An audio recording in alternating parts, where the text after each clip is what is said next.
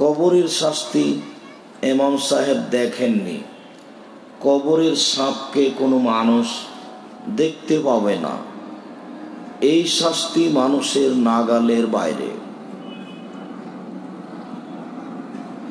উসমান রাদিয়াল্লাহু তাআলা আনহু যখনই কবরের পাশে দাঁড়াতেন তখন খুব কান্নাকাটি করতেন।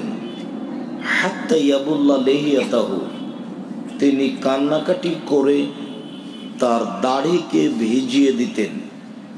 চোখের উপর দিয়ে পানি ঝরে ঝরঝর করে দাড়ির উপর দিয়ে দাড়ি ভিজে নিচে পড়তে থাকত।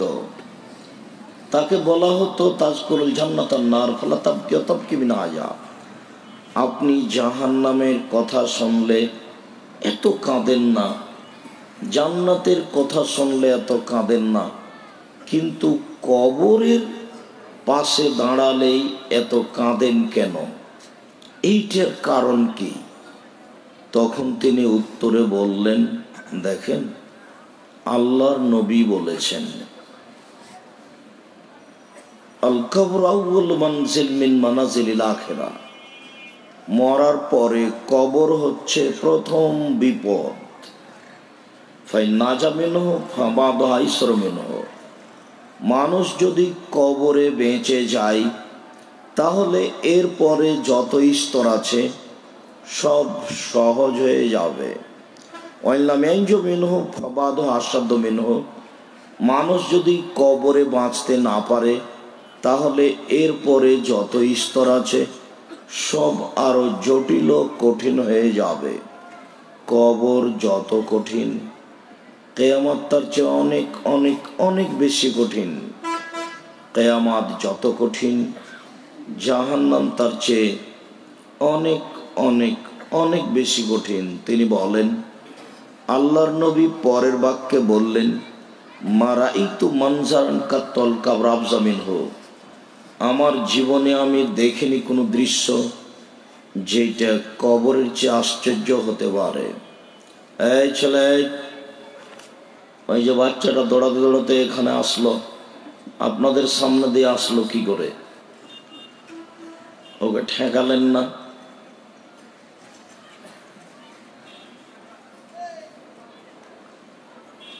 আপনি কোনো স্বাভাবিক কিছু মনে করবেন না। এমনিতেই আমি খুব কষ্ট করে এসেছি, দয়া করে আপনি আমাকে আপনার কোনো কাজ দেখাবেন না। আপনার আমি কোনো কাজ দেখতে চাই না, কোনোদিনই দেখিনি, আজও দেখব না। এই মুহূর্তে আপনার সব কাজকে আমি ঘৃণা করি।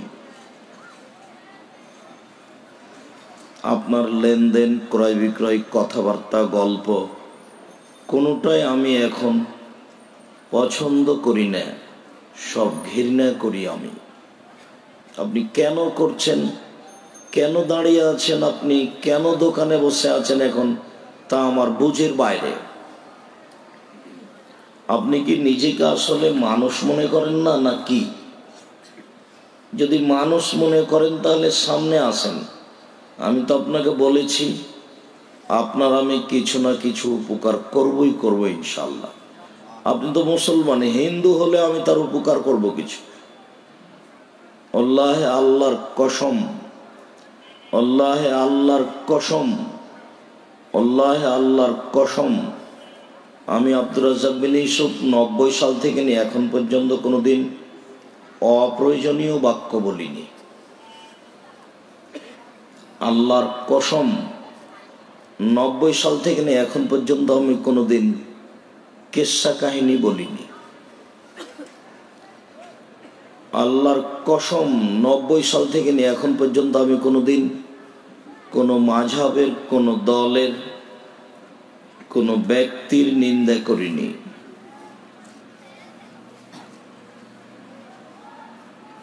আমাকে যদি কেউ জিজ্ঞাসা করেছেন যে মাযহাব মানা কি, তখন আমি বলেছি বিচারের মাঠে যদি আবু হানিফা রাহিমাহুল্লাহকে জিজ্ঞাসা করা হয়, আপনি কি কাউকে বলেছিলেন যে আমাকে মেনে চলেন? তখন ইমাম আবু হানিফা রাহিমাহুল্লাহ যদি বলেন যে না, আমি কাউকে আমাকে মেনে চলতে বলিনি, তখন আপনার কি হবে? আপনি একজন হুঁশিয়ার সচেতন মানুষ, মাছ দিয়ে ভাত খেলে কাঁটা ফেলে খান, কি করে আপনি বলছেন যে আমি মাযহাব মানি? এটা দিয়ে আপনি আমাকে কি বুঝাতে চাইলেন? নিজের জবাব নিজে দিতে হবে, প্রস্তুত থাকুন। সেই দিন খুব দূরে নয় যেদিন নিজেকেই জবাব দিতে হবে। সেই দিন এই মুহূর্তেই শ্বাস বন্ধ হলেই নিজের জবাব নিজেকেই দিতে হবে। বিচার হবেই, মানুষের তো বিচার হবেই, পশু প্রাণীর বিচার হবে। অতএব অন্তত আমি আব্দুর রাজ্জাক বিন ইউসুফ আপনাদের কোনো এলাকায় চলে আসলে আশেপাশে 5-10 কিলোমিটার পর্যন্ত পুরুষ নারী বাড়িতে থাকার প্রয়োজন মনে করিয়েন না। জীবনটাতে তো অনেক কিছু করেছেন, উপার্জন অনেক করলেন, একটু আধ ঘন্টা 40 মিনিট 20 মিনিট একটু কিছু শোনেন না। মানা তো পরের কথা, মানা না মানা উপরের হাতে আছে। উপরওয়ালা মানা না মানার বিষয়টি দেখবেন। আপনাকে আমি কিছু সময় 2-1টা কথা শোনার জন্য অনুরোধ জানাচ্ছি।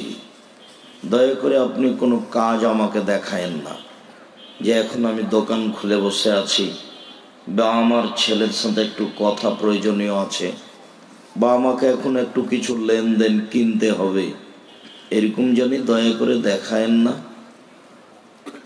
সম্মানিত দিনী ভাই বোন, বলছিলাম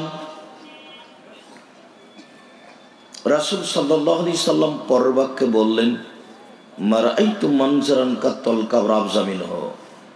আমার জীবনে আমি দেখিনি কোনো দৃশ্য যেটা কবরের চেয়ে আশ্চর্য হতে পারে। আল্লাহর নবী বললেন, পৃথিবীতে সবচেয়ে আশ্চর্য জায়গা, আশ্চর্য দৃশ্য হচ্ছে কবর। কবরে যে মারছে ও চোখে দেখে না, ও কানে শুনে না, ওর আকার আকৃতি বিকট, ভয়াবহ, চোখে অন্ধ, কানে বধির। কত জোরে লোকটা চিল্লাচ্ছে ও বুঝতে পারে না।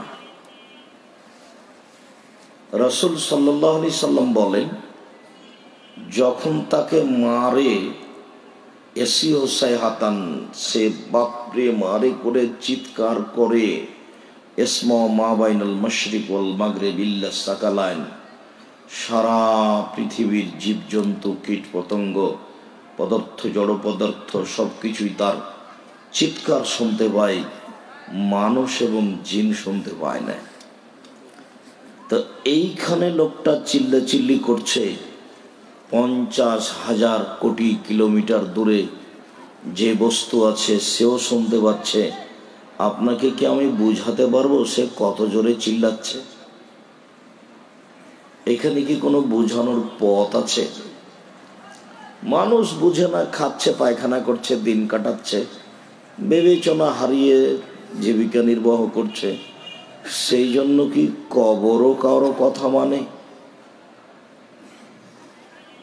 মানুষই মানুষ মনে করে যে অমানুষে চলাই মনে হয় মানুষ। অমানুষে চলা তো আর মানুষ নয়। মানুষের বিচার কঠিন, খুব সাধ করে আল্লাহ মানুষকে সৃষ্টি করেছেন, যার কারণে তার উল্টা নিন্দা করেছেন। তিনি বলেছেন, বুঝে না ওরা, অন্তর আছে বুঝে না, দেখেও দেখে না ওরা, চক্ষু আছে দেখে না, শোনেও শোনে না, ওরা কান আছে শোনে না। উলাইকা কাল আনআম, তারা পশু প্রাণীর মতো, তারা গরু ছাগলের মতো, তারা কুকুর শৃগালের মতো। বাল হাজাল, বরং তার চেয়ে খারাপ। আল্লাহ আপনাকে কুকুর শৃগালের মতো বলছে, তবে এখনো আল্লাহ আপনাকে কুকুর শৃগাল বলেননি, বলছেন যে কুকুর শৃগালের মতো, গরু ছাগলের মতো। কেন? এই জন্য যে এই ছেলে, তোমাদের বাড়িতে একটা গাভী আছে, অনেক দুধ দেয়, তো গাভীটা যখন রাতে গোহালে নিয়ে যাও, তখন গাভীটা কি সালাম দেয়? দেয় না। তো তুমি যখন বাড়িতে ঢোকো তখন সালাম দাও? তুমিও দাও না। তো গরুও যেমন, তুমিও তো, গরুও সালাম দেয় না, তুমিও দাও না। তাই তো আল্লাহ বলছেন যে তুমি গরুর মতো। তবে তোমাকে এখনো আল্লাহ গরু বলেননি। কেন? গরু কোনোদিনই সালাম দিতে পারবে না, তুমি পারবা। আজ থেকে পরিবর্তন করে দিলেই তো হলো, ইনশাআল্লাহ। সালাম দিয়ে বাড়িতে ঢুকলেই তো হলো। সালাম দিয়ে বাড়িতে ঢুকলে বাড়িতে শয়তান থাকে না। তখন ইবলিস সবাইকে বলে, লা মাবিতা লাকুম, এই বাড়িতে তোমাদের থাকা হলো না। যখন বিসমিল্লাহ বলে খায়, তখন ইবলিস বলে, লা মাবিতা লাকুম ওয়ালা আশা, এই বাড়িতে তোমাদের থাকারও জায়গা নেই, এই বাড়িতে তোমাদের খাওয়ারও ব্যবস্থা নেই, যাও। ইবলিস বলতে বাধ্য, বলবেই। এ কথা আমি বলিনি, এ কথা মুহাম্মদ সাল্লাল্লাহু আলাইহি সাল্লাম বলেন। এখন আপনার তো সালাম না দিলেও চলে, আপনার সালাম না দিলেও চলে। কেননা আপনার জীবিকা নির্বাহ, আপনি, আপনার স্ত্রী, আপনার ছেলে মেয়ে পশু প্রাণীর মতো। পশু প্রাণী যেমন থাকে, খায়, দিন কাটায়, আপনার, আপনার স্ত্রীর, আপনার ছেলে মেয়ের সংসার পরিচালনা পশু প্রাণীর মতো, গরু ছাগলের মতো। খারাপ লাগছে নাকি? লাগছেই বা কেন? আবু হুরায়রা রাদিয়াল্লাহু তাআলা আনহু বলেন, রাসূল সাল্লাল্লাহু আলাইহি সাল্লাম বলেছেন, মান ওয়ালাদালাহু ওয়ালাদুন ফাল ইহসান ইসমাহু ওয়া আদাবাহু, কারো যদি ছেলে মেয়ে জন্ম নেই, তাহলে সেই জন্য সুন্দর নাম রাখে আর সুন্দর শিষ্টাচার শিখিয়ে দেয়। আল্লাহ নবী ওর বাপকে বলছেন, তো নাম রেখেছে আহমদ আর ডাকছে লিটন বলে, ওই বাপই। এই বাপ যদি পশু প্রাণী না হয়, তো ভালো খারাপ কেটা? ওর নাম রাখা আছে আহমদ, কিন্তু বাপ বেটা বলছে এটা ডাক নাম, লিটন ডাক নাম। মানে আহমদ নামটা বাদ দিয়ে বাপ মা একটা ডাক নাম ডাকছে, সেটার নাম কি? লিটন। আশ্চর্য। বাপও খায় আর পায়খানা করে আর দিন কাটায়, ওই মাও খায় আর হাগে আর দিন কাটায়। দুইজনের মধ্যে হিসাব নিকাশের কোনো প্রয়োজন নাই। বেটা উপার্জন হিন্দুও করে, ইহুদি খ্রিস্টানরাও করে। উপার্জন করেছেনই বা কয় টাকা? সবাই মিলে ভিক্ষা চাচ্ছেন, একটা ঈদের মাঠ করবেন, সেই জন্য কয় টাকা ইনকাম করেছে? কয় টাকারই বা মালিক? এখানে কয় শতকই বা জমি রাখেন? এসব উপার্জন করে করছেন কি? আপনি কি দেখাতে যাচ্ছেন? আপনাকে তো আমি দিন রাত বলি যে আপনি উসমান রাদিয়াল্লাহু তাআলার কাছে একজন ভিক্ষুক মানুষ। উসমানের বাড়ি গেলে আপনাকে ভিক্ষে দিবে।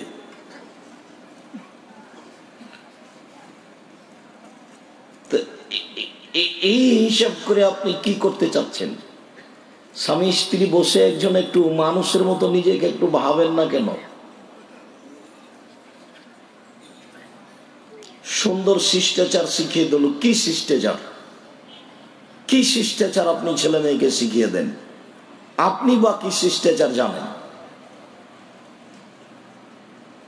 আমি তো আপনাকে শিষ্টাচারের জন্য বহুদিন বলেছি, অনেক শিষ্টাচারের কথা বলেছি। এখনো এখানে যতজন আছেন আমার অনুমান শতকরা 60 জন বা 70 জনই মোবাইলটা রিং হলে অন করে দিয়ে হ্যালো বলেন। আমি তো শতদিন বলেছি হ্যালো বলে কুকুরকে ডাকে, কই আমরা তো হ্যালো বলে ডাকি না, বলে আসসালামু আলাইকুম।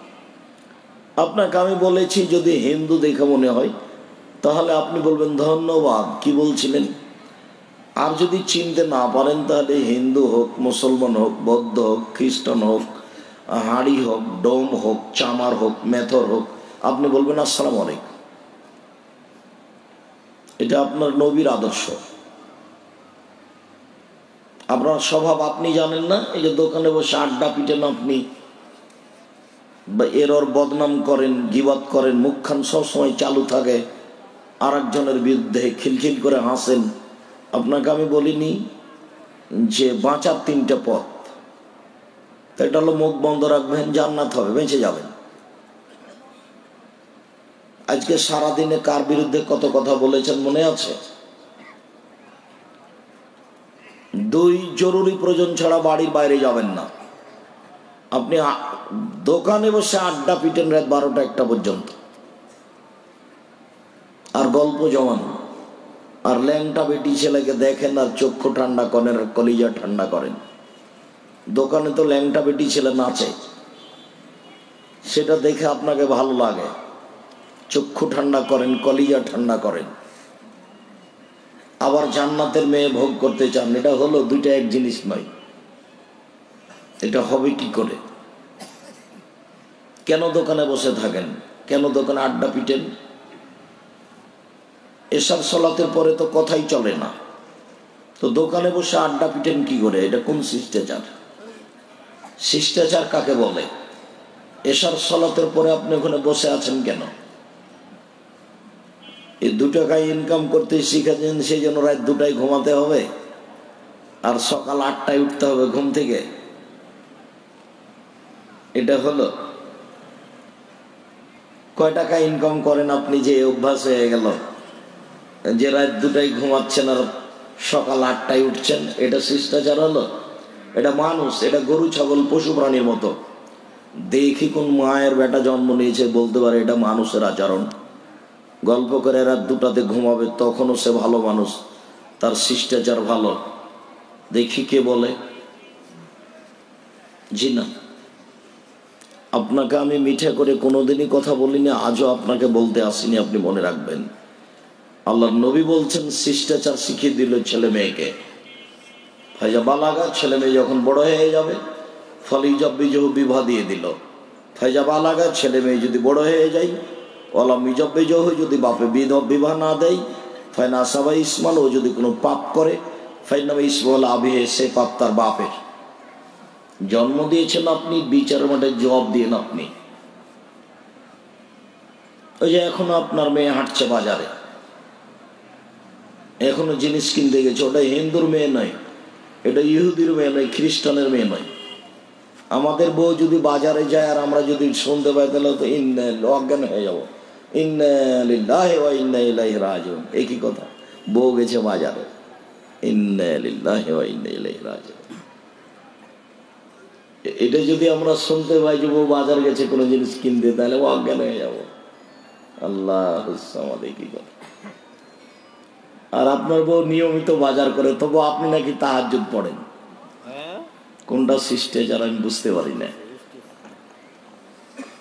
শোনেন, আর একটা জরুরি কথা এখানে বলে সামনের দিকে যাই।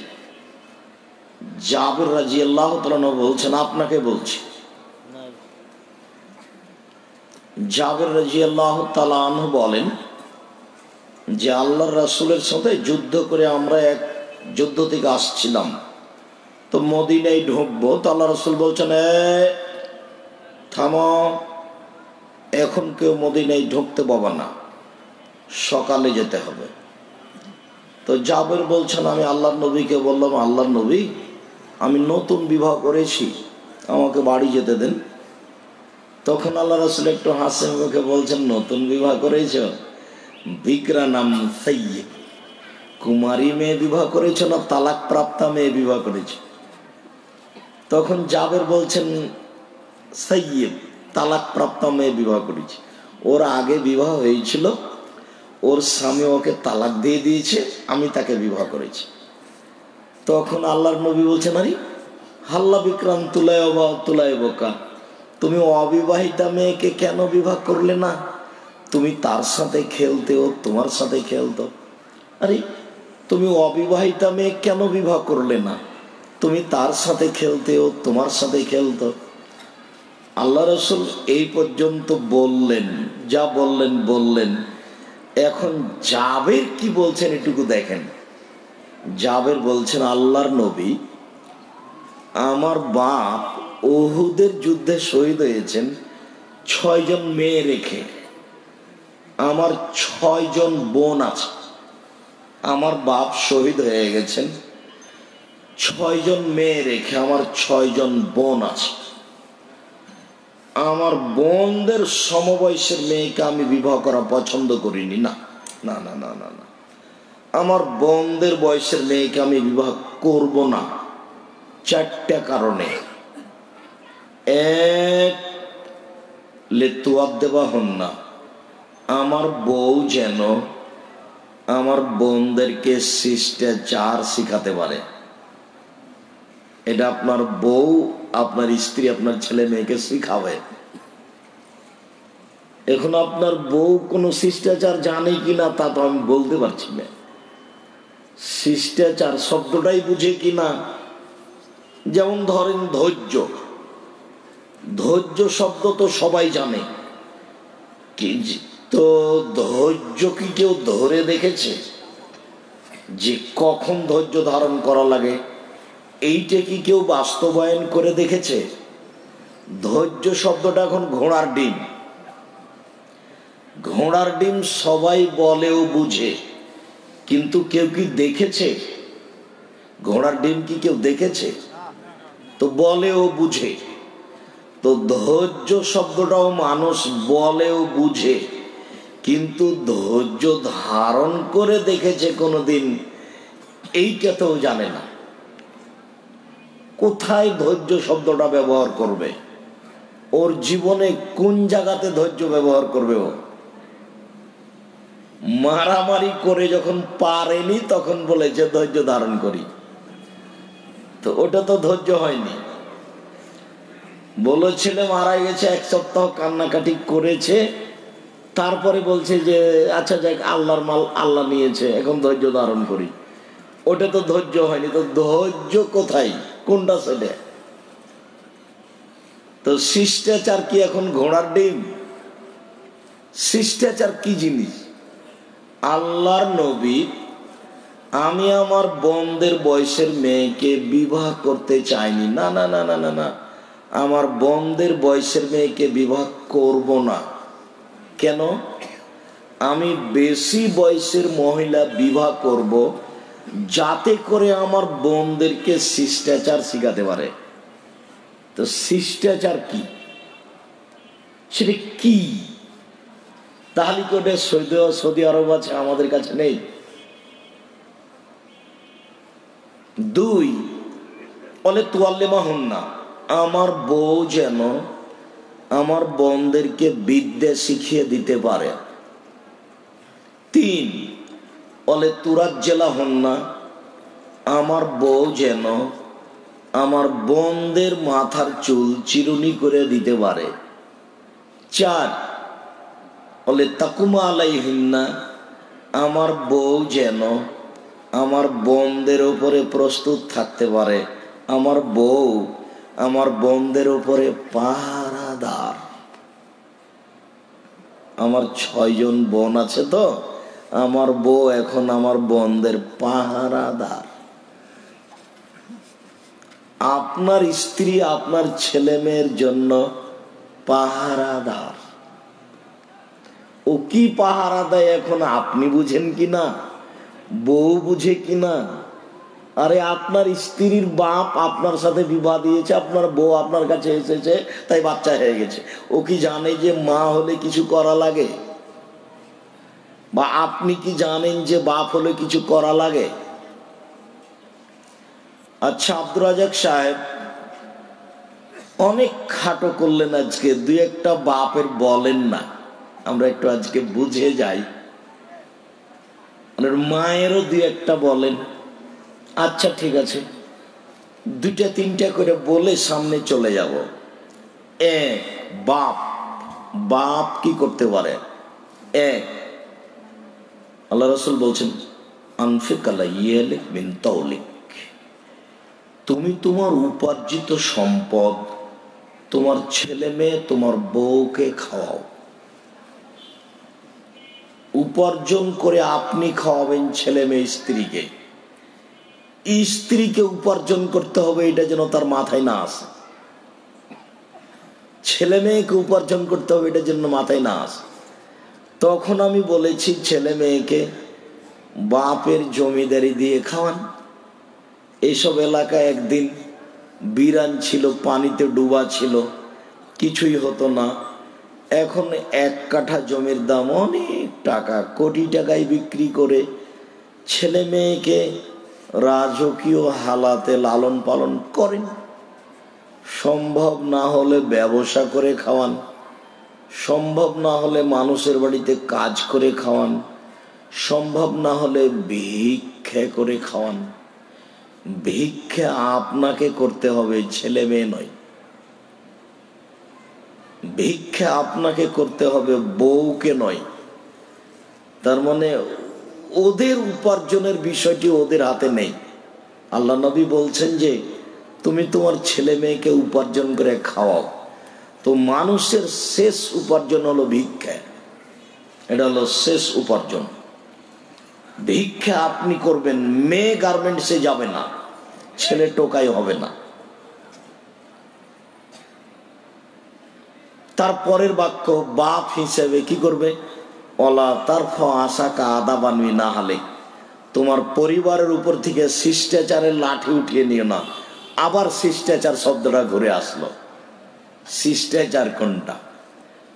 লাঠি দিয়ে বউকে ঠিক করতে হবে, এটা আল্লাহর নবী বলছেন, আমি বলিনি। লাঠি দিয়ে ছেলে মেয়েকে ঠিক করতে হবে, এটা আল্লাহর নবী বলছেন, আমি বলিনি। লন্ডন প্রবাসী জামিয়া সালাফিয়া ডাঙ্গিপাড়া পবা রাজশাহীতে একটা ছেলে ভর্তি করে লন্ডন থেকে চলে আসছে দেশে, ছেলে মেয়েকে জামিয়া সালাফিয়ায় পড়াবে এই জন্য। তো এখন আমি সাথে নিয়ে হাঁটছি ক্লাসের সামনে, তো একজন শিক্ষক লাঠি হাতে করে আছেন। তো দেখে বলছেন যে শিক্ষকের হাতে তো লাঠি চলবে না, চলবেই না, বাপ মায়ের হাতেও লাঠি নিষিদ্ধ লন্ডনের মাটিতে। তো আমি বলছি আমি তো আর কিছু করতে পারি না, আল্লাহর নবী বলছেন যে লাঠি দিয়ে বউকে ঠিক করো। শুধু তাই বলেননি, বলছেন যে লাঠিটা ঝুলিয়ে রাখো, বউ যেন বুঝতে পারে যে 19-20 হলে লাঠি হবে। বউকে মারতে হবে না এই কথা আল্লাহ নবী বলছেন। আবার বলছেন যে বউকে লাঠি দিয়ে ঠিক করো, একটাই মুখ, পৃথিবীর সবচেয়ে দামি মানুষ, অত ভদ্র নম্র মানুষ কেউ পৃথিবীতে জন্ম নেয়নি। আল্লাহ বলছেন যে লাঠি দিয়ে বউকে ঠিক করো। এখনো আপনার বউ এখানে বসে আছে ছোট ব্লাউজ পরে, যার পেট পিট সবাই দেখতে পায়। মোহর দিন আপনি আইলা মাইলা আসকারা মাস্কারা সাজগোজ সব আপনি কিনেন, আর রিক্সাওয়ালা ভোগ করে, আপনাকে খারাপ লাগে না? ঠিক আপনার একটু নয়, আত্মমর্যাদা নাই, খারাপ লাগে না আপনাকে? বউ আপনার, বেটি আপনার, লোকে ভোগ করে কেন? কেন করে এটা কি আমি বুঝতে পারি না। শুনুন, আপনি কি করবেন? আপনার কি দায়িত্ব? বউকে লাঠি দিয়ে ঠিক করবেন, ছেলে মেয়েকে, এটা আপনার দায়িত্ব। উপার্জন করে খাওয়াবেন, এটা আপনার দায়িত্ব। শিরক করবে না ছেলে মেয়ে, এটা ছেলে মেয়েকে বলে দিবেন, এটা আপনার দায়িত্ব।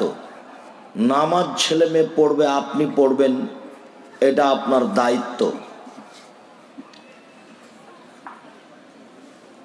এশার সালাতের পরে ছেলে মেয়ে কোথাও কথা বলবে না, গল্প করবে না, এটা আপনার দায়িত্ব।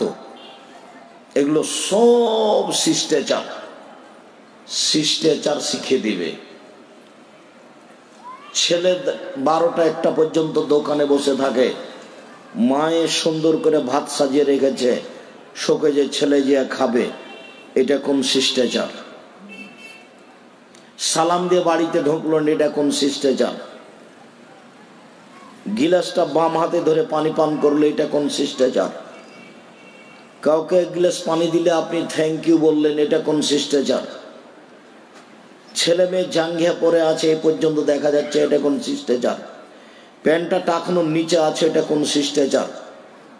আপনার স্ত্রীর পায়জামাটা একবারে পায়ের সাথে লেগে আছে, আপনি দেখতে পাচ্ছেন, এটা কোন শিষ্টাচার? শিষ্টাচার কোনটা? শিষ্টাচার কোনটা? আমি আমার বোনদের বয়সের মেয়েকে বিবাহ করিনি কেন?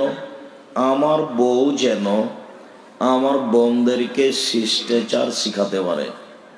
2, আমার বউ যেন আমার বোনদেরকে শিখিয়ে দিতে পারে। আপনার স্ত্রীর কাছে কোনো বিদ্যা আছে? ও ছেলে মেয়েকে কিছু শিখিয়ে দিতে পারে? তার কাছে কোনো বিদ্যা আছে? ও কি ছেলে মেয়েকে কিছু শিখিয়ে দিতে পারে? পারে শিখিয়ে দিতে? আম্মু ফজরের সময় কোলে নিয়ে বলছে, আম্মু উঠো, আম্মু বলো আলহামদুলিল্লাহিল্লাযী আহয়ানা বা'দা মা আমাতানা ওয়া ইলাইহিন নুশুর। সে আল্লাহর প্রশংসা যে আল্লাহ মরণ দেওয়ার পরে জীবিত করলো। আপনার স্ত্রী কোনোদিন বলে দেখে? শিখিয়ে দিল। চিরুনি, আমার বউ আমার বোনদের মাথায় চিরুনি করে দিবে, এইটা আপনার বউ করে। তবে আপনার মেয়ের মাথায় চুল ছোট আছে। সৌদি আরবে জন্মের 7 দিনের দিন মাথা নেড়ে করা হবে, আর কোনোদিন মেয়েদের মাথার চুল কাটা হবে না, কাটায় হারাম। যার কারণে ছোটতেই অনেক বড় বড় চুল হয়। মায়েরা লাঠি নিয়ে বসে মাথার চুল চিরুনি করে। 4, আপনার বউ আপনার স্ত্রীর উপরে আপনার স্ত্রী আপনার ছেলে মেয়ের উপরে পাহারাদার। একটু দেখাবো পাহারাদার, একটু 1 মিনিট। এশার সালাত আদায় করে আপনার ছেলে বাড়িতে ঢোকে 8টা 20-এ, আজকে 8টা 30-এ ঢুকছে, তখন আপনার স্ত্রী এশার সালাত ফরজ আদায় করেছে, সুন্নাত পড়তে যাবে, আল্লাহু আকবার বলতে যাচ্ছে, আপনার স্ত্রী সুন্নাত পড়বে। এই সময়তে আপনার ছেলেটা বলছে আসসালামু আলাইকুম, তখন আপনার স্ত্রী আর সুন্নাত পড়তে পাবে না। সুন্নাত বন্ধ করে বলবে, আব্বু 10 মিনিট দেরি হলো কেন আব্বু? আপনার ছেলের 10 মিনিট দেরি হয়েছে বাড়িতে ঢুকতে, এইটার তল্লাশি চালাতে হবে। এইটা আপনার স্ত্রীর জন্য ফরজ, আর সুন্নাত পড়তে হবে আপনার স্ত্রীকে, এটা আপনার স্ত্রীর জন্য সুন্নাত। বুঝাতে পারিনি। ছেলে দেরি করেছে কোথায়, এটা তল্লাশি চালাতে হবে, এটা হলো ফরজ। রাত 2টার সময়তে যদি আপনার ছেলে মেয়ে বাড়িতে আসে, আপনার স্ত্রীকে খারাপ লাগে না, যেহেতু শিষ্টাচার বুঝে না। কথা শেষ করে দিই, আবার বলি, কারো ছেলে মেয়ে জন্ম নিলে সুন্দর নাম রাখবে, শিষ্টাচার শিখিয়ে দিবে, তাহলে ইসলাম ধর্মে শিষ্টাচার একটা ব্যাপার আছে। আল্লাহর নবী, আমি আমার বোনদের বয়সের মেয়েকে বিবাহ করিনি 4টা কারণে। 1, আমার বউ শিষ্টাচার শিখিয়ে দিবে। 2, বিদ্যা শিখিয়ে দিবে। 3, চিরুনি করে দিবে।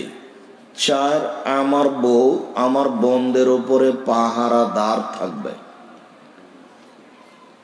আপনার স্ত্রী কি করে আর আপনি কি করেন আল্লাহ ভালো জানে। আল্লাহ আমাদের প্রতি দয়া করুক, আল্লাহুম্মা আমিন। দয়া করে আমাকে কোনো কাজ দেখায়েন না, অল্প কিছুক্ষণ অপেক্ষা করুন। কবর যত কঠিন, কিয়ামত তার চেয়ে অনেক অনেক অনেক বেশি কঠিন। বিচারের মাঠে কাউকে এমনি আল্লাহ জাহান্নামে দিবেন না, অপরাধী প্রমাণ করার পরে দিবেন। ও যেন নিজেই বুঝতে পারে যে আমি পাপী।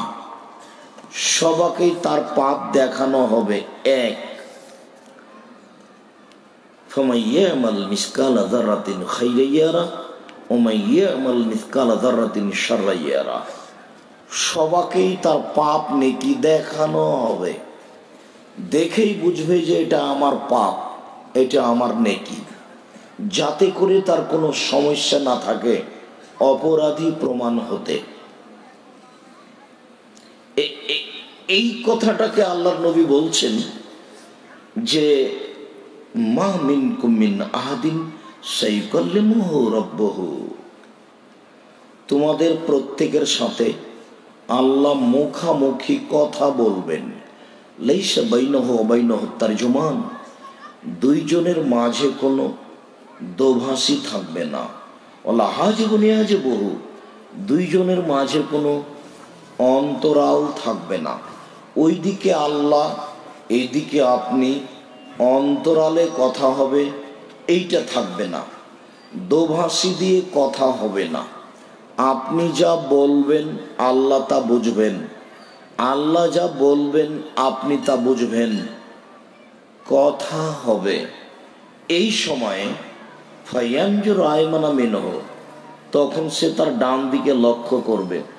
ফায়ারা মা কাদ্দামা মিন আমালিহি, তার জীবনের সব কর্ম দেখতে পাবে। বিশ্বাস করেন, কথাটা একটু বিশ্বাস করেন, নিজের কর্মকে একটু ভাবেন, সব কর্ম দেখতে পাবে।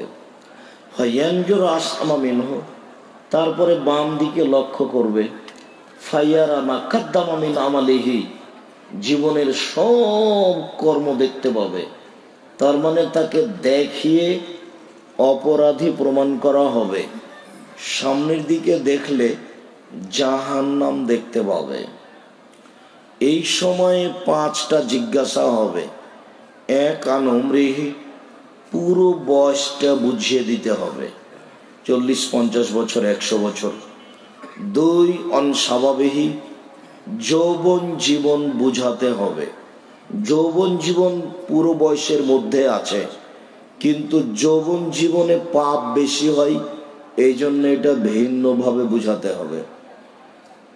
কেন বেশি হয়?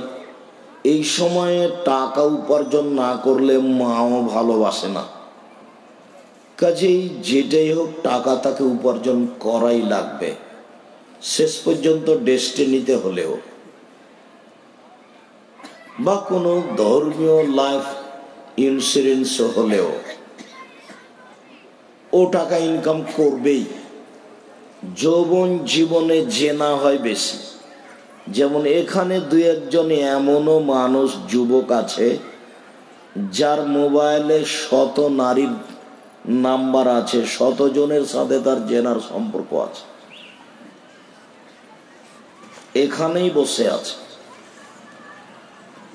তার মোবাইলে শুধু খালি জেনারই গল্প হয়, তার জীবনটা জেনা দিয়ে ভরা, অবৈধ সম্পর্ক দিয়ে ভরা। আল্লাহর নবী বলছেন, আমার জীবনে বড় ভয়, আমার উম্মত জেনায় লিপ্ত হবে। আমার জীবনে বড় ভয়, আমার উম্মত গোপন পাপে লিপ্ত হবে, গোপন পাপ।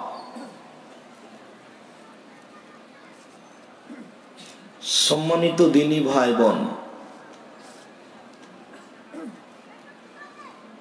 সব কর্ম আপনি দেখতে পাবেন। যৌবন জীবন বুঝাতে হবে। 3 আইনা ইকতাসাবাহু ফিমা আনফাকাহু, টাকা কোথায় ইনকাম হয়েছে সেটাও বুঝাতে হবে, টাকা কোথায় ব্যয় হলো সেটাও বুঝাতে হবে। ভুলেও জানি এভাবে টাকা ব্যয় করিয়েন না। টাকা কিছু দান করে কবরস্থান করেন, মসজিদ তৈরি করেন, আর যদি খরচের জায়গা না থাকে তো জামিয়া সালাফিয়া একদিন দেখে এসে 2-1 টাকা দিয়েন। জানি না জামিয়া সালাফিয়া টাকা দেন কিনা, অনেক দিন থেকে বলছি, তবে জামিয়া সালাফিয়া চলছে, চলবে, সেদিনও বলেছি, আজকেও বলছি। অযথা 10 টাকা এখানে না দিয়ে থেকে গেলেন এমনি, আর বুঝলেন যে জামিয়া সালাফিয়াকে ঠগিয়ে দিয়েছি, এটা মনে করবেন না। প্রতি মাসে এখন 17 লক্ষ টাকা বেতন লাগে। কত? 17 লক্ষ টাকা বেতন লাগে। জামিয়া সালাফিয়া ডাঙ্গিপাড়া পবা রাজশাহীতে ছাত্র সংখ্যা 1250 আর ছাত্রী সংখ্যা 700। এখানে ছাত্র সংখ্যা 450, ছাত্রী সংখ্যা 350। 2,5-3 হাজার ছেলে মেয়ে পড়াশোনা করে, প্রায় সবই আবাসিক। এই দেশে সবচেয়ে বড় প্রতিষ্ঠান, এই দেশের মাটিতে জামিয়া সালাফিয়া ডাঙ্গিপাড়া পবা রাজশাহী, প্রায় 20 বিঘা জমির উপরে। এই দেশে এত বড় ভূখণ্ডে কোনো প্রতিষ্ঠান নেই। এইটা রূপগঞ্জ কাঞ্চন ব্রিজের এখানে 16 থেকে 18 বিঘা জমির উপরে। কোনোদিন হয়তো দেখারও সুযোগ হয়নি, একদিন যাওয়া উচিত। জামিয়া সালাফিয়া ডাঙ্গিপাড়া পবা রাজশাহীর মসজিদটি একতলাতে 3,000 মানুষ সালাত আদায় করতে পারবে। একতলা প্রায় কমপ্লিট। কিভাবে হলো আমি নিজেও বুঝি না, প্রায় কমপ্লিট। 3,000 মানুষ একসাথে সালাত আদায় করতে পারবে। অর্ধেকের মেঝেতে শুধু টাইলসের কাজ বাকি আছে, গোটায় একতলা প্রায় সম্পূর্ণ কমপ্লিট। 200, 250, 300 ছেলে মসজিদে থাকে, ওদের থাকার জায়গা করা হয়নি, ওখানেই থাকবে। তবু ওর বাপ মা রেখেই যাবে ওখানে। ওখানে দিয়ে দিবেন যদি খরচের জায়গা না থাকে। পয়সা তো বুঝাতেই হবে বিচারের মাঠে, আয়ও বুঝাতে হবে, ব্যয়ও বুঝাতে হবে। 5, মৌলানা সাহেবকে বিদ্যা বুঝাতে হবে, বিদ্যে কিভাবে ও খরচ করলো। যার কারণে শুধু হিফজখানা খুলবেন না। হাফেজ মানে কোরআন মুখস্থ করার পর একটা বড় টুপি মাথায় দিবে, আর তার উপর দিয়ে একটা রুমাল দিবে, দিয়ে মানুষের বাড়িতে কোরআন মাজিদ পড়ে বলবে যে কোরআন মাজিদ আপনার বাপের কবরে বক্সিয়ে দিয়েছি, এই কথা বলবে। ও নাকি বলে বক্সিয়ে দিল কোরআন মাজিদ আপনার বাপের কবরে। একজন পড়ে আর একজনের বক্সিয়ে দেয়। আর হিফজ কোনো বিদ্যা নয়। কেতাবখানা রাখবেন 3, 4, 5 পর্যন্ত। হিফজখানা খুলে নিজে মনে করবেন না যে একটা প্রতিষ্ঠান খুলেছে, ওটা কোনো বিদ্যা নয়। বলিনি আপনাকে যে নওগাঁ থেকে যাচ্ছিলাম, মসজিদে ঢুকে সালাত আদায় করলাম ফজরে, তো মেহরাবের ডান দিকে লেখা আছে আল্লাহর, বাম দিকে লেখা আছে মোহাম্মদ। তা আমি বললাম হাফেজ সাহেব কেমন হয়েছে? ভালোই হয়েছে। তা বলে একটু অনুবাদ করেন তো কেমন লাগে। ডান দিক থেকে আল্লাহ হলেন মোহাম্মদ, বাম দিক থেকে মোহাম্মদ হলেন আল্লাহ, কেমন হয়েছে? ভালোই তো। মোহাম্মদটাকে উঠিয়ে দেন, দিয়ে ওখানে লিখেন আকবার, আল্লাহ আকবার। এবার ডান দিক থেকে অনুবাদ করেন আল্লাহ হলেন সবচেয়ে বড়। বাম দিক থেকে অনুবাদ করেন সবচেয়ে বড় হলেন আল্লাহ। ডান দিক থেকে অনুবাদ করেন আল্লাহ হলেন সবচেয়ে বড়। বাম দিক থেকে অনুবাদ করেন সবচেয়ে বড় হলেন আল্লাহ। কেমন হয়েছে? ভালোই তো। তার মানে তার অনুভূতি নেই যে কোনটা ভালো আর কোনটা মন্দ। ও হলো কোরআনের হাফেজ, ও ইমামতি করছে। আমি হিফজখানা খুলতে নিষেধ করিনি, তবে হিফজ কোনো বিদ্যা নয়। এইটার সাথে একটু কেতাবখানাও থাকতে হবে, ওইটা কিছু শিখতে হবে, শিখাতে হবে। প্রতিষ্ঠান খুলেন, পাড়াই পাড়াই খুলেন। ওরা পারে, আপনারা পারেন না। প্রতিষ্ঠান গড়েন, শত প্রতিষ্ঠান গড়েন। টাকা পয়সা কি করবেন?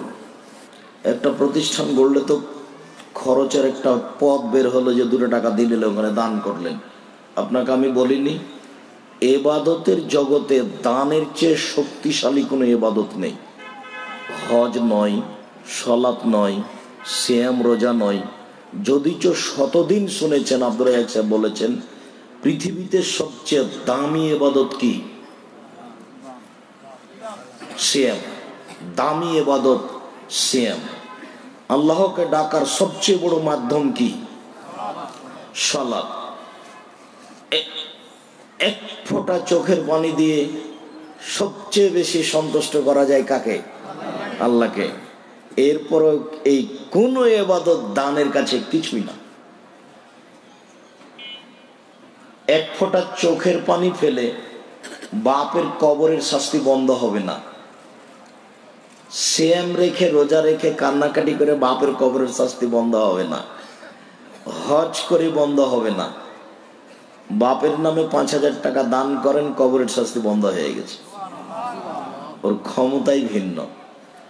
এখন এখানে বারবার কি কেন যে বলাচ্ছেন, বলে দেন 5,000 টাকা অমুক দিয়েছে। যতক্ষণ পর্যন্ত না বলা হয়েছে ততক্ষণ পর্যন্ত আপনি শান্তি পাচ্ছেন না, তখন বিনিময় হবে জাহান্নাম। বলতে পারেন 3 শ্রেণীর মানুষদের জাহান্নাম উদ্বোধন করা হবে। তার এক শ্রেণী হলো দানশীল, আর এক শ্রেণী হলো মাওলানা মানুষ, হুজুর, আর এক শ্রেণী মানুষ হলো শহীদ। এই 3 শ্রেণীর মানুষ দিয়ে জাহান্নাম উদ্বোধন করা হবে। লোক দেখানো কোনো কাজ করিয়েন না। কবরস্থানের সভাপতির কাছে 10,000 টাকা দিয়ে আসিয়েন, মেরে খেলে সভাপতি মারে খায়। আপনার প্রচারের প্রয়োজন নেই, নেকি পাবেন, সভাপতি জবাব দিবে, বিচার একদিন হবেই, দুশ্চিন্তা ভোগ করিয়েন না। মাওলানা সাহেবকে জবাব দিতে হবে। 2, আপনার হাতে খাতা দেওয়া হবে অপরাধী প্রমাণ করার জন্য, দিয়ে বলা হবে ইকরা কেতাবাক, পড়ো, নিজের কর্ম নিজেই পড়ো। আপনি পড়তে পারবেন, আরবিতে লেখা থাকবে, আরবি জানলেও পড়তে পারবেন, না জানলেও পড়তে পারবেন। তখন আপনি বলবেন মালি হাজাল কিতাব লাই গাদির সগীরতাল কবীরা, কি আশ্চর্য ধরনের বই, জীবনের ছোট কথা লেখা আছে, বড় কথা লেখা আছে, সব দেখে দেখে দেখে দেখে পাপ পড়ে পড়ে বলবেন যে আমি অপরাধী। 3,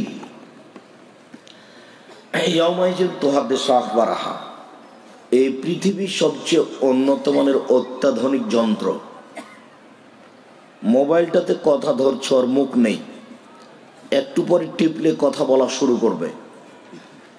মাটিরও মুখ নাই, কথা বলবে, তবে মোবাইলে কথা মিস করতে পারে, এই মাটি কোনোদিন কথা মিস করবে না।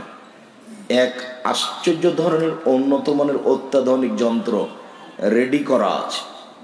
কালকে বিচার মাঠে এটা টিপে চালু করে দেওয়া হবে, তখন আপনার সব কর্ম টক টক টক টক টক টক করে বলবে মাটি। আল্লাহ নবী বলেছেন ফাত্তাকুদ দুনিয়া ওয়াত্তাকুন নেশা, মহিলা থাকা বাঁচো, পৃথিবী থেকে বাঁচো। মহিলা না হয় বিপজ্জনক বস্তু, তাই বাঁচতে বলেছে, তো পৃথিবী জড় বস্তু বাঁচতে বললেন কেন? মুখটা সিলাই করে দেওয়া হবে, আর হাতে কথা বলবে আপনার পাপ নেকির কথা, পায়ে বলবে ঠিক বলেছে। 4টা পদ্ধতিতে বিচারের মাঠে আপনাকে অপমান করে জাহান্নামে দেওয়া হবে, যাতে করে আপনার কোনো আপত্তি না থাকে। বিচারের মাঠ বড় কঠিন, বিচারের মাঠ বড় ভয়াবহ। একটা সময় আসবে পরনে কাপড় থাকবে না, উলঙ্গ হয়ে ছুটে চলে যাবেন। একটা সময় আসবে আপনার হাতে, ডান হাতে বাম হাতে খাতা দেওয়া হবে। একটা সময় আসবে মানুষ হাঁটবে কিছু কিছু মুখের মাধ্যমে, মুখ থাকবে নিচে, পা থাকবে উপরে। কিছু মানুষ উটের উপরে চড়ে থাকবে, আর কিছু মানুষকে আগুন ঘেরে থাকবে। যেখানে আপনি সকাল করবেন আগুন সেখানে সকাল করবে, যেখানে আপনি দুপুর করবেন আগুন সেখানে দুপুর করবে, যেখানে আপনি সন্ধ্যা করবেন আগুন সেখানে সন্ধ্যা করবে। বোঝা যাচ্ছে যে বিচারের মাঠে সকাল বিকাল দুপুর হবে। জি, ভালো মানুষের বিচারের সময়সীমা 5 মিনিট 7 মিনিট। আপনি যদি ভালো মানুষ হন তাহলে আপনার বিচারের সময়সীমা 1 ওয়াক্ত নামাজের সমান। ধরেন মাগরিবের সালাত আদায় করতে 3 রাকাত সালাত কত টাইম লাগতে পারে? 5 মিনিট 7 মিনিট। এটা হলো ভালো মানুষের বিচারের সময়সীমা। আর একটু যদি লেট হয়ে যায় একদিন, তাহলে 50,000 বছর। যদি 3 দিন লেট হয় তাহলে 1.5 লক্ষ বছর লেট হবে। এটা শুনেছেন কিন্তু বুঝতে পারেননি। কতদিন বক্তব্য শুনলেন, রমজান মাসে শুনেছেন যে কেউ যদি যাকাত না দেয় তাহলে তার টাকাকে সাপ বানানো হবে, তার গলায় পেঁচিয়ে দেওয়া হবে, মুখের 2 দিকে ছবল মারবে। তো এটা তো বিচারের মাঠে। এটা কতদিন, কতক্ষণ? আমি বুঝাতে পারিনি, মনে হয় বুঝতে পারেননি। আবার বলি, আপনি যে ওসর দেননি, যাকাত দেননি, এটা আল্লাহ কি করবেন? বিচারের মাঠে সাপ বানাবেন, গলায় পেঁচিয়ে দেওয়া হবে, এ দংশন করবে। এটা কতক্ষণ? হাত্তা ইউজাবানান নাস, যতক্ষণ পর্যন্ত মানুষের মাঝে বিচার না হবে ততক্ষণ এটা চলবে। কেন? জালেমের বিচার পরে হবে। আপনি জালেম কি করে? আপনি ফকিরের টাকা মেরে খেয়েছেন, এই জন্য। যাকাত ওসর কার টাকা? ফকিরের টাকা। আপনি বড় অপরাধী, এই জন্য বিচার আপনার দেরিতে হবে। রিক্সাওয়ালাকে একটা থাপ্পড় মেরেছেন, আপনার বিচারটা দেরিতে হবে। ঢাকার এই জমি, এক জমি 7 বার বিক্রি করেছেন দলীয় দাপটে, আপনার বিচার দেরিতে হবে। যারা সুদ খায় তারাও জালেম। কিভাবে? গরিব মানুষগুলোর উপরে জুলুম করেছে। আপনি বক্তব্যে শুনেছেন যে সুদ খায় তাকে রক্তের নদীতে ফেলে দিয়ে পাশ থেকে পাথর মেরে মুখটাকে ভেঙে চৌচির করা হবে। যতবার উঠতে চাইবে ততবার পাথর মারা হবে। এটা কতদিন? তার মানে এ জালেম, এর বিচার দেরিতে হবে। যে জালেম তার বিচার দেরিতে হবে। কতদিন দেরি আমি তা বলতে পারছি না।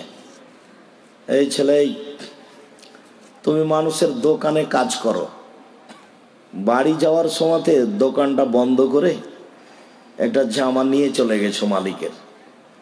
এটা আত্মসাৎ, এটা জুলুম। এইটা তোমার কাঁধে তুলে দেওয়া হবে, দিয়ে আল্লাহ বলবেন হাঁটো। এই জমিটা তোমার বাপ জোর করে দখল করেছে দলীয় দাপটে, তো বুঝতে পারছো না যে এটা কি জিনিস। তোমার বাপকে এই জমিটা খনন করতে বলা হবে বিচারের মাঠে। খুঁড়তে খুঁড়তে খুঁড়তে যেদিন 7 জমিন যাবে সেদিন জমিটা আবার কাঁধে তুলে দেওয়া হবে। তো 7 জমিন খুঁড়তেই বা কতদিন লাগবে, আবার কাঁধে তুলে দিলেই বা কতদিন ঘুরবে, আমি বলতে পারছি না। তবে তোমার বাপের বিচার দেরিতে হবে, এটা বলতে পারছি। তার মানে আল্লাহর নবী বলেছেন, কেউ যদি উটের যাকাত না দেয় তাহলে উটটা আরো মোটা তাজা হয়ে আসবে বিচারের মাঠে, এসে ওর গায়ের উপরে পা চাপিয়ে দিবে, দোকে ডোলে রেখে যাবে, আবার ঘুরে আসবে, ওকে ডোলে রেখে যাবে। কতদিন? যতদিন মানুষের মাঝে বিচার না হয়েছে। তো মানুষের মাঝে বিচার কতদিন চলবে? আল্লাহ ভালোই জানে। একদিন সমান কতদিন? 50,000 বছর। বিচার যদি তাড়াতাড়ি হয়ে যায় মোটামুটি কয় মিনিট? 5-7 মিনিট। 5 মিনিট খাস করে বললে আবার ওই হুজুর বলবে যে দেখেছেন আপনারা এই সাহেব ধর্মের নামে কেমন মিথ্যা কথা বলছে। ও তো আর নিজে ধর্ম প্রচার করে না, ও মনে করছে যে কারোর বিরুদ্ধে কিছু বলতে পারলে আমি কিছু করলাম। হোঁচলা মানুষ, চাঁপাইনবাবগঞ্জের ভাষাতে ও হোঁচলা, হোঁসমোটা মানুষ। নিজের কাজ বাদ দিয়ে আর একজনের কাজ করে বেড়াচ্ছে। জীবনে কোনোদিন কোরআন হাদিস বলে কি না? ওর পুরো জীবনটাকে আমি চ্যালেঞ্জ করেছি, পুরো জীবনটাকে। ও কোনো একটা বৈঠকে একটা না 20টা হাদিস অনুবাদ করেছে, তা বের করতে পারবেন না। ওর কাজ হলো মানুষের পিছনে লেগে থাকা। বিচারের মাঠ বড় ভয়াবহ, অনেক পরিস্থিতি, কতদিন চলবে, কিভাবে চলবে। সময়ে কাপড় পরতে দেওয়া হবে, অনেক সময় উলঙ্গ অবস্থায় থাকবে। তবে সব প্রথমে কাপড় পরতে দেওয়া হবে ইব্রাহিম আলাইহিস সালামকে, তারপরে অন্যান্য মানুষকে দেওয়া হবে। ছোট ছোট ছোট ছোট বাচ্চাগুলি আপনার পক্ষে কথা বলবে। বিচারের মাঠে আর একটা জিনিস, বিচারের মাঠে 4টে জিনিস আপনার পক্ষে কথা বলবে, 4টে 5টা। 1, কোরআন মাজিদ আপনার পক্ষে কথা বলবে, তবে বিপক্ষ বলতে পারে। 2, রমজান মাসের রোজা বা রোজা সিয়াম, বিচারের মাঠে রোজা সিয়াম আপনার পক্ষে কথা বলবে। 3, কালো পাথর হাজরে আসওয়াদ, হজ করতে টাকা যদি বৈধ হয়, উপার্জন করা টাকা দিয়ে হজ করিয়েন না, বাপের জমি বিক্রি করে যায়, ওটাই ভালো, ঠিক আছে। যদি হজ কবুল হয়ে যায় তাহলে কালো পাথর আপনার পক্ষে কথা বলবে। 4, আঙ্গুল, যে আঙ্গুলে তাসবিহ গণনা করছেন, তাসবিহ দানায় গুনবেন না, আঙ্গুল কথা বলবে বিচারের মাঠে আপনার পক্ষে। 5, ওইগুলি ছেলে মেয়ে, যেগুলি ছেলে মেয়ে যুবক হওয়ার আগে মারা গেছে। আপনার বাচ্চাটা যদি আপনার স্ত্রীর পেটে 4 মাসের পরে মারা যায়, পেটেই মারা গেছে, 6 মাস 8 মাস 10 মাসের হয়ে, তবু এই বাচ্চা বিচারের মাঠে কথা বলবে আপনার পক্ষে। তাহলে কয়টা হলো? 5টা। যার জন্য বলি যে ছেলে মেয়ে বেশি নেন। আপনারা কিন্তু 7-8 ভাই বোন, 2-3টে মারা গেছে, 5-7 জন আছেন। আর আপনাকে জিজ্ঞাসা করছি আপনার ছেলে মেয়ে কয়টা, তো বলছে 2টে। এইগুলো হবে না, ছেলে মেয়ে বেশি নেন, 2-4টা মারা গেলে এটা আপনার পক্ষে কথা বলবে। এটা খুব সুবিধাজনক জিনিস। আপনাদের একটা গ্রামের ছেলে ঢাকা শহরের ভিতরে ঢুকেছে, তো ভ্যান নিয়ে চলে গেছে, ওকে পুলিশ ধরে পিটাচ্ছে।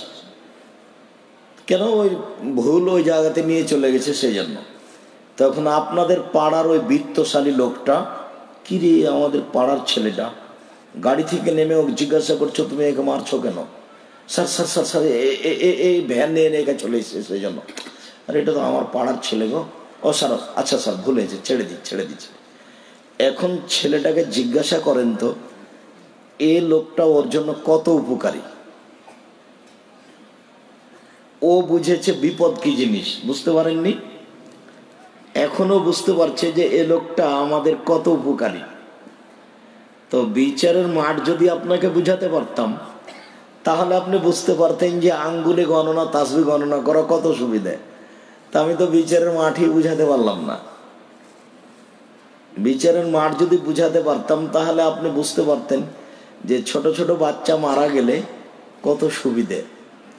বিচারের মাঠ যদি আপনাকে আমি বুঝাতে পারতাম, তাহলে আপনাকে বুঝাতে পারতাম যে কোরআন তেলাওয়াত করা কত সুবিধে। আর এই ছোট ছেলে মরেনি সেটা যাকগে, হজ করতে পারিনি সেটাও থাক, রোজা সিয়াম থাকতে পারিনি সেটাও থাক, তো কোরআন তেলাওয়াত কি করতে পারি না? একটু আঙ্গুলি কি তাসবিহ গণনা করতে পারি না? বিচারের মাঠে এগুলি কথা বলবে। 4 শ্রেণীর মানুষের কবরের শাস্তি হবে না। 1, যে জুমার দিনে মারা গেছে। 2, যে পেট ব্যথায় মারা গেছে।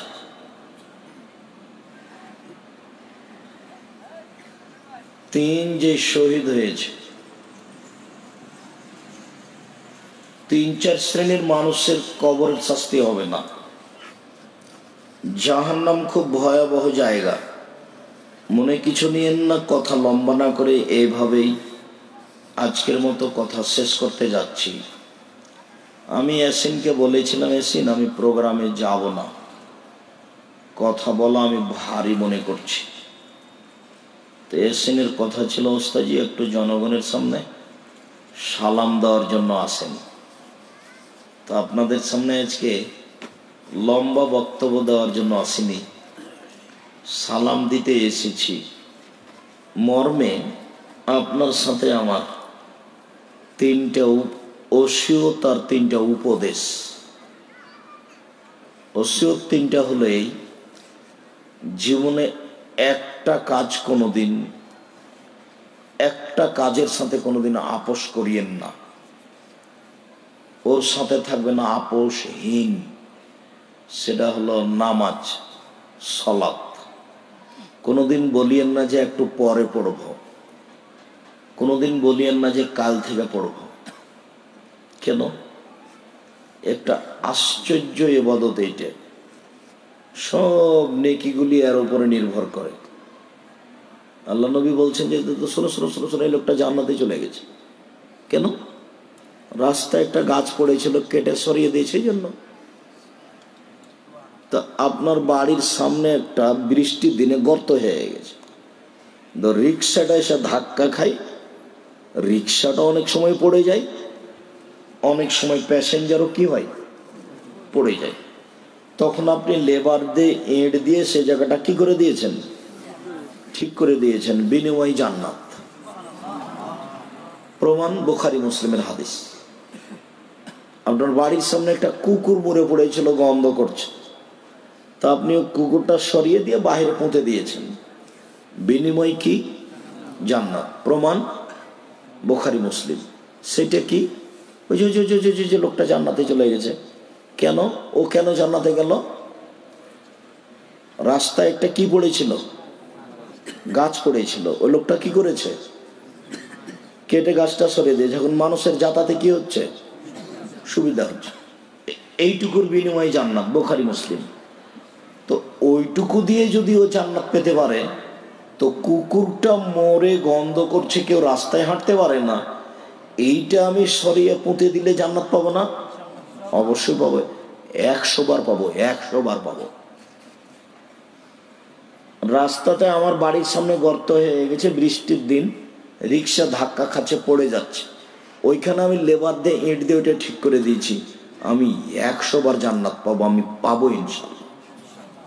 ওই নেকি লুকিয়ে দেওয়ার কিছু নেই। কিন্তু আল্লাহ নবী বলছেন যে সব নেকি নির্ভর করে নামাজের উপরে। নামাজ নেই, কিছুই নেই। নামাজ আছে, সব কিছুই আছে। তাই একটা জিনিসের সাথে আপোষ করিয়েন না, ও ওসিয়ত, সেটা হল নামাজ। আল্লাহ বলেছেন, আমি আবার বললাম। 2, হালাল রুজি, প্রয়োজনে চকলেট বিক্রি করে হলেও। হালাল রুজি বুঝতে না পারলে উপার্জন করতে হবে না, বাদ দেন, থাক, তাকদিরে যা আছে হবে। বসে থেকে খেতে পাওয়া যাবে না, বসে থেকে খাওয়া কাজ ইসলামে জায়েজ নয়। হালাল রুজি উপার্জন করবেন। 3, কোরআন তেলাওয়াতে অভ্যাসী হবেন। কম থেকে কম নামতে নামতে কততে এসেছি? সূরা ইখলাস কয়বার? 3 বার। এটা ওসিয়তের মধ্যে রাখলাম আমার পক্ষ থেকে। আর উপদেশে 3টে: মুখ খান বন্ধ রাখতে হবে। 2, জরুরি প্রয়োজন ছাড়া বাড়ির বাইরে যাওয়া হবে না। 3, পাপের জন্য কাঁদতে হবে। গাভীর বাঁট থেকে দুধ চাপ দিয়ে বের করে ভিতরে ঢোকানো যায় না, যেমন আল্লাহর ভয়ে কাঁদে যে সে জাহান্নামে যাবে না, তেমন পাপের জন্য কাঁদবেন। উপস্থিত বৈঠকের মুসলিম বোন, আপনার জন্য 3-4টা কথা। এদিকে শোনেন, কথা বলছেন নাকি? কথা বলছো কেন? লজ্জা পাও না, শরম পাও না, কথা বলছো কেন? উপস্থিত বৈঠকের মুসলিম বোন, এদিকে খেয়াল করেন। আপনি যদি 4টা কাজ করতে পারেন, জান্নাতের সব দরজা খোলা, যেটা দিয়ে ইচ্ছে আপনি ঢুকতে পাবেন। দেখেন তো পারেন কি না। 1, 5 ওয়াক্ত নামাজ, সালাত।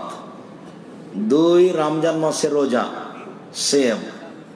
3 স্বামীকে মেনে চলা, তিতে লাগলেও মিঠে লাগলেও।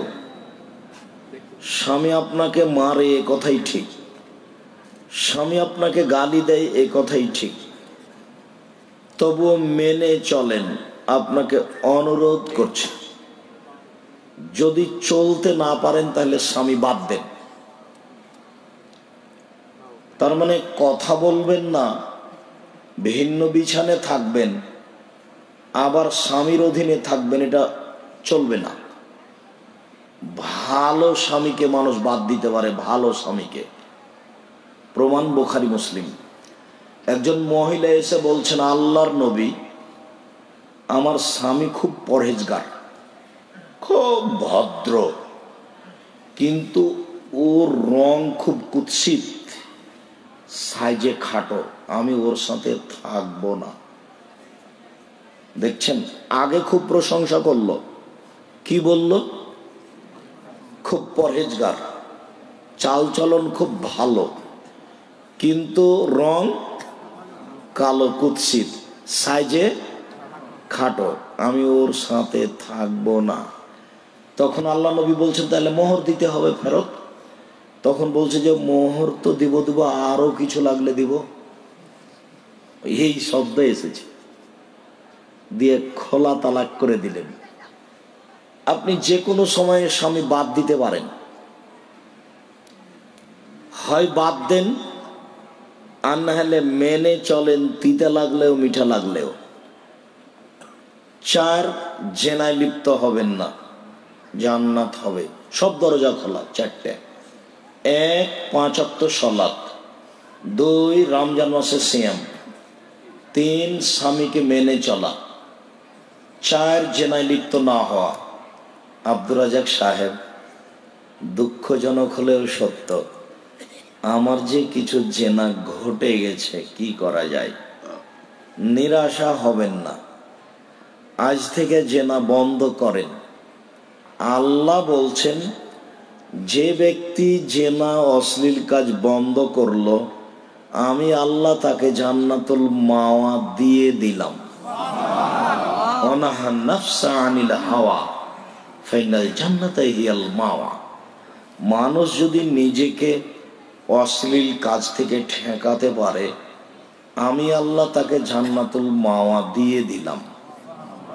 এটা আল্লাহ বলছেন। কাজে আপনাকে আমি নিরাশা হতে নিষেধ করছি। আপাতত আজ থেকে আর কোনোদিন তার সাথে কথা বলিয়েন না, তার সাথে আর মোবাইল ব্যবহার করিয়েন না। জান্নাতের সব দরজা খোলা, সবটা দিয়ে ঢুকতে পাবেন। আর একটা কথা, এবার আপনারা সবাই জান্নাতের সব দরজাতে ঢুকতে পাবেন, সেটা বলি। তবে মহিলাদের মতো সুযোগ আপনাদের নেই, কোনো পুরুষের নেই। অত বড় সুযোগ আল্লাহ কোনো পুরুষকে দেননি। তবে যেটা আল্লাহ নবী বলেছেন আপনাদের জন্য, সেটা মহিলার জন্য বলেছেন। সেটা কি? অজু করার পরে যদি আপনি বলতে পারেন, আশহাদু আল্লা ইলাহা ইল্লাল্লাহু ওয়াহদাহু লা শারীকা লাহু ওয়া আশহাদু আন্না মুহাম্মাদান আবদুহু ওয়া রাসূলুহু, তাহলে জান্নাতের সব দরজা খুলে গেছে। কাজ ছোট, কিন্তু বলতে পারবেন কি নিয়মিত? ইনশাআল্লাহ। মনে থাকবে না মনে হয়? আল্লাহুম্মা জাল্লি মিনাত তাওবিন ওয়া জাল্লি মিনাল মুতাতাহিরিন, এই দোয়া পড়লে নেকি হবে। তবে কি নেকি হবে এই কথা মুহাম্মদ সাল্লাল্লাহু আলাইহি ওয়াসাল্লাম বলেননি। আর ওজুর পরে যদি এইটা বলেন, তাহলে জান্নাতের সব দরজা খোলা। এইখানে আপনাকে আমি একটা কথা বলে যাচ্ছি, বউকে মারিয়েন না, বউকে গালি দিয়েন না, বউয়ের নিন্দা করিয়েন না। শতদিন বলছি, ভুলেও কখন বলবেন না বউকে যে তোমার রংটা কালো, ভুলেও কখন বলবেন না যে তোমার ঠোঁটটা মোটা, নিন্দা করবেন না। কখনো শ্বশুর শাশুড়িকে গালি দিবেন না, শুধু প্রশংসা করবেন। মহিলা মানুষ খালি প্রশংসা প্রিয়, কোথাও যেতে দিবেন না, বাড়িতে রাখবেন, খুব প্রশংসা করবেন। দিন রাত আপনার সেবা করে দিতে রাজি আছে, সারা রাত পাটিবে দিবে। প্রশংসা করেন, কোনো সমস্যা নেই। নিন্দা করলে সব যাবে। একবার যদি নিন্দা করেন যে তোমার ঠোঁটটা মোটা, তাহলে এখন 1 গিলাস পানি চাইলে এভাবে সামনে থ্যাকস করে রেখে ওই দিকে চলে যাও, খবরদার নয়। আর আপনাকে আর একটা কথা বলছি, নাম ধরে ডাকবেন, নাম ধরে। আর নিজের কাজ নিজে করিয়েন না, বউকে করতে বলবেন। বলবেন, খালেদা জুতা জোড়া কোথায় আছে নিয়ে আসো তো, খালেদা জামাটা কোথায় আছে নিয়ে আসো। নিজে নিজে যদি জুতা খুঁজেন তাহলে স্ত্রী বলবে আমার উপরে রাগ করেছে, সেই জন্য আমাকে বলে না। সবসময় নাম ধরে বলবেন। দেখবেন, একটু দেখেন, আয়েশা জি, হালমিল মুদে আসো, জি হ্যাঁ, ছুরিটা নিয়ে আসো তো, ছুরিটা ধারালো করে নিয়ে আসো, ছাগল জবে করব। এ দেখেন আল্লাহ নবী আয়েশাকে নাম ধরে বলছে, কাজে বলছেন, কাজে। আয়েশা জি, ছুরিটা নিয়ে আসো তো, ধারালো করে নিয়ে আসো। দেখেন, আয়েশা জি, না বেলিনিল খুমরাতা মিনাল মসজিদ, মসজিদ থেকে জায়নামাজটা দাও তো। তখন বলছেন, আমি যে ঋতুবতী, আমার হাইজ হয়েছে। তখন বলছে, আরে হাইজ তোমার হাতে লেগে আছে নাকি, যাও মসজিদে যাও, মসজিদ থেকে জায়নামাজটা নিয়ে এসে দাও। আপনাকে আমি কি বলছি বুঝতে পেরেছেন কি? মানে নাম ধরে ডেকে কাজে বলবেন, বাড়ির কাজ নিজে করিয়েন না, জুতা স্যান্ডেল নিজে খুঁজিয়েন না। মাছ কিনে নিয়ে এসেছেন, মাছ কিনে নিয়ে এসে মাছ বউকে বাছতে দিন, নিজে বসে থাকবেন পাশে, নিজে বাছিয়েন না।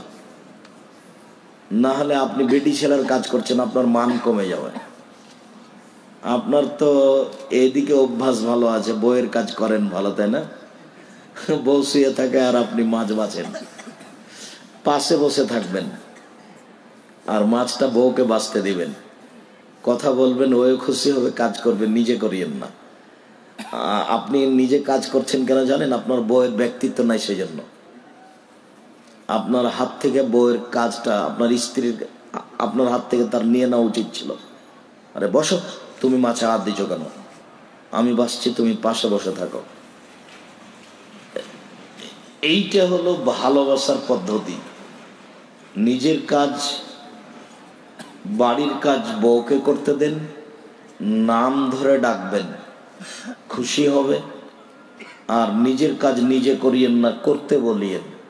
নিজের কাজ নিজে করলে বলবে যে আমার উপরে রাগ করে আছে, সেই জন্য বলে না। ভালোবাসা এভাবে গড়ে উঠবে। আর পুরুষের পরিচয় দিয়ে থাকেন, কাপুরুষ হয়েন না। পুরুষের পরিচয় মানে চোখ যেভাবে ঘুরে বউ সেভাবে চলে, তার নাম পুরুষ। বউ যেন যেখানে সেখানে না যায়, হাটে বাজারে না যায়, বাজার কিনা বন্ধ থাকে, মেহমান এসেছে, কোনো তরকারি নেই, কিন্তু বউ বাজার থেকে তরকারি আনতে পাবে না। আপনি নিজে যাবেন, বউকে হাটে বাজারে পাঠায়েন না, নীতি পরিবর্তন করেন। সকল দিনই ভাই বোনকে কবরের শাস্তি থেকে আল্লাহর দরবারে বেঁচে থাকার জন্য অনুরোধ জানিয়ে এই দোয়াটি পড়তে বলছি। আল্লাহুম্মা ইন্নী আউযু বিকা মিন আযাবি জাহান্নাম ওয়া আউযু বিকা মিন আযাবিল কবর ওয়া আউযু বিকা মিন ফিতনাতিল মাসীহিদ দাজ্জাল ওয়া আউযু বিকা মিন ফিতনাতিল মাহইয়া ওয়াল মামাত। আল্লাহুম্মা ইন্নী আউযু বিকা মিনাল মা'সাম ওয়াল মাগরাম। আল্লাহ, তুমি আমাকে কবরের শাস্তি থেকে বাঁচাও, তুমি আমাকে জাহান্নামের শাস্তি থেকে বাঁচাও, তুমি আমাকে দাজ্জালের ফিতনা থেকে বাঁচাও, তুমি আমাকে ইহকাল পরকালের বিপদ থেকে বাঁচাও, তুমি আমাকে ঋণ ও বড় পাপ থেকে বাঁচাও, তুমি আমাকে ঋণ কর্জ ও বড় পাপ থেকে বাঁচাও। এই দোয়াটা না পড়ে সালাম ফিরবেন না। এর সাথে আর একটা, রব্বানা আতিনা ফিদ দুনিয়া হাসানাতাও ওয়া ফিল আখিরাতি হাসানাতাও ওয়া কিনা আযাবান নার। ইহকালে কল্যাণ দাও, পরকালে কল্যাণ দাও, জাহান্নাম থেকে বাঁচাও। এই দোয়াটা না পড়ে সালাম ফিরবেন না। আর আগে থেকে একটা পরামর্শ আছে, বলতে হবে। সেটা কি? রব্বির হামহুমা কামা রাব্বায়ানি সাগীরা। হে আল্লাহ, তুমি আমার বাপ মাকে দেখো বাল্যাবস্থা আমাকে যেভাবে দেখেছিল। আলোচনার পুনরাবৃত্তি। কিয়ামতের মাঠ বড় ভয়াবহ, প্রস্তুতি নেন। শিষ্টাচার নিজে শিখুন, ছেলে মেয়ে আহাল পরিবারকে শিখিয়ে দেন। ওসিয়ত 3টি পালন করুন, উপদেশ 3টি পালন করুন। পরিবারের সাথে ভালো আচরণ করবেন, পরিবারকে কখন গালি দিবেন না, অযথা মারবেন না, গালি দিবেন না, মারবেন না। স্বর্ণ দিয়ে ঘর বানালেও তৃপ্তি হবে না, শান্তি হবে না বউ ছাড়া। মখমল জাতীয় কাপড়ের বিছনা সাজালে শান্তি হবে না বউ ছাড়া, তৃপ্তি হবে না বউ ছাড়া। আল্লাহ বলছেন, আমি আল্লাহ শান্তি তৃপ্তি সব তোমার বউয়ের মধ্যে রেখে দিয়েছি। অতএব আল্লাহ বলছেন, যার কাছে শান্তি তৃপ্তি আছে তাকে হাটে বাজারে পাঠায়েন না, তাকে ব্যাংকে চাকরি করতে পাঠায়েন না, তাকে স্কুল কলেজে শিক্ষকতা করতে পাঠায়েন না। তাকে ঢেকে রাখবেন, ঘেরে রাখবেন, আদর করে রাখবেন, ঢেকে রাখবেন, ঘেরে রাখবেন, আদর করে রাখবেন। ওরা এত আদরের, ওরা এত আদরের, ওরা এত আদরের, ওরা হচ্ছে বগুড়া সোনাতলা হাটের আদরের মালসা। ওদের আদর করতে হয়, ওদের ঘেরে রাখতে হয়, ওদের ঢেকে রাখতে হয়। পরিবারকে মূল্যায়ন করার চেষ্টা করুন, শান্তি পাবেন। আল্লাহ আমাদের যারা মারা গেছে তুমি তাদের কবরের শাস্তি মাফ করো। আমরা যারা অসুস্থ তুমি তাদের আরোগ্য দান করো। আমরা যারা বেঁচে আছি তুমি তাদেরকে তোমার রাসূলের পদ্ধতি অনুযায়ী চলার তৌফিক দান করো। আর একটি কথা থেকে গেছেন, 13-14 ফেব্রুয়ারি জামিয়া সালাফে ডাঙ্গিপাড়া পবা রাজশাহীতে সম্মেলন। দেশের শীর্ষস্থানীয় আলেম ওলামা থাকবেন। একটু রাজশাহী সাদ করে দেখে আসেন, দেখলে মনটা খুশি হবে। সবাইকে 13-14 ফেব্রুয়ারি বৃহস্পতিবার শুক্রবার রাজশাহী যাওয়ার জন্য অনুরোধ করলাম। আর 5-6 মার্চ এইখানে রূপগঞ্জ, নারায়ণগঞ্জ, ঢাকা, কাঞ্চন ব্রিজ। 5-6 মার্চ, 13-14 ফেব্রুয়ারি রাজশাহী যাওয়ার জন্য অনুরোধ রইল। আল্লাহ আমাদের যারা মারা গেছে তুমি তাদের কবরের শাস্তি